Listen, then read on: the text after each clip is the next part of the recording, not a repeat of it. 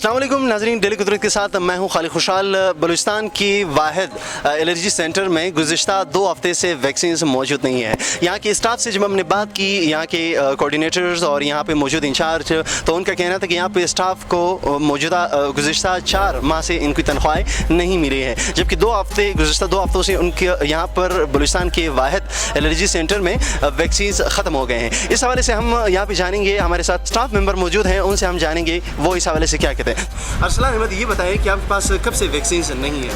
पिछले 2 वीक से हमारे पास वैक्सीन ख़त्म हो गई हैं, क्योंकि पहले इस इदारे को NIH national institute of health Islamabad चला रहा था, लेकिन जैसा कि उनका मुआहदा हुआ था कि 1.5 साल बाद इसको बलूचिस्तान गवर्नमेंट टेकअप करेगी और इसके लिए जितना भी इक्विपमेंट सामान होगा, वैक्सीन है, टेस्ट एजेंट है, वो इस्लामाबाद प्रोवाइड करेगा सूबाई गवर्नमेंट को, जो कि सूबाई गवर्नमेंट परचेज़ करेगी। लेकिन पिछले 4 मंथ से जो स्टाफ काम कर रहा है, ना उनकी अभी तक सैलरीज आई है, ना कि सेंटर को टेक ओवर करने के लिए कुछ हुआ है। 12,000 से ज़्यादा पेशेंट है जो वैक्सीन ले जा रहे हैं, जिसमें अब कई पेशेंट हमारे पास आ रहे हैं मुल्तान से, कोटद्दू से, सिंध से, हत्ता कि ईरान और अफ़गानिस्तान के पेशेंट भी यहाँ से आकर वैक्सीन ले जा रहे हैं। तो आते हैं वो हमसे यही सवाल करते हैं कि सर वैक्सीन क्यों नहीं दे रहे, हम जो इतना किराया लगा के आए हम क्या करें।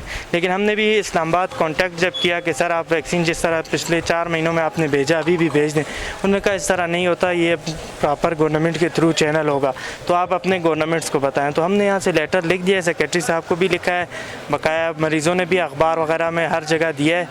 अब देखें कि कुछ हो जाए, क्योंकि ये सेंटर वाहिद बलूचिस्तान के लिए किसी नेमत से कम नहीं है, क्योंकि ये पूरे पाकिस्तान में एक NIH इस्लामाबाद में है, एक यहाँ पे जो वैक्सीन में प्रोवाइड की जाती है वो या सिर्फ इस्लामाबाद NIH में या कोयटा एलर्जी सेंटर में प्रोवाइड की जा सकती है। अब यहाँ पे 2.5 साल का कोर्स है, पेशेंट्स का 1.5 से पौने 2 साल का कोर्स चल चुका है। अब एंड पे उनके लिए जब उनका गैप आ जाएगा तो ये उनका सारा कोर्स ज़ाया चला जाएगा। अच्छा, ये बताएँ कि यहाँ पर आपके पास डेली OPD कितनी होती है? हमारे पास 130 प्लस है OPD जो डेली की है। पेशेंट तो हमारे पास इस टाइम देखें, जब 130 डेली की है तो उनमें से 3 मंथ बाद जो रिपीट में पेशेंट आना है, उन्होंने 80 प्लस पेशेंट रिपीट के आ रहे हैं, लेकिन वो खाली हाथ वापस जा रहे हैं क्योंकि हमारे पास वो नहीं है। पिछले मंथ हमने 2300 वाइल्स डिस्ट्रीब्यूट किए हैं, मतलब 2300 वाइल्स पेशेंट ले गए।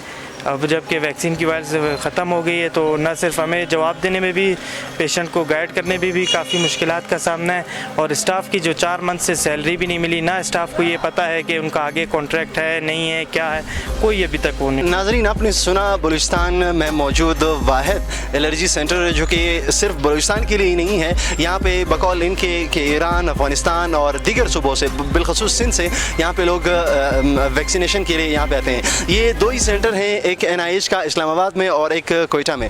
लेकिन अब यहाँ पे सूरत हाल ये है कि गुज़िश्ता 4 माह से यहाँ पे स्टाफ की तनख्वाहें नहीं दी गई हैं। यहाँ पे ये वैक्सीन सेंटर ये चूँकि फेडरल से प्रोविजनल कर दिया गया है, लेकिन जब मैं इनसे बात कर रहा था तो उन्होंने कहा कि हम कई दफ़ा सेक्रेटरी हेल्थ को हम ख़त लिख चुके हैं, उनको आगाह कर चुके हैं इस हवाले से, लेकिन अब तक उनकी तरफ से कोई एक्शन नहीं लिया गया। अब यहाँ पे हालात ये हैं कि 2 हफ्ते से वैक्सीन नहीं है। अभी ऑफ द रिकॉर्ड भी जब मैं यहाँ पे पेशेंट आ रहे हैं तो मैंने देखा कि यहाँ पे जो स्टाफ मौजूद हैं वो ना करके वो इन्हें कहते हैं कि हमारे पास वैक्सीन नहीं है। वो जो पेशेंट बाहर से आए होते हैं वो नाउमीद यहाँ से चले जाते हैं।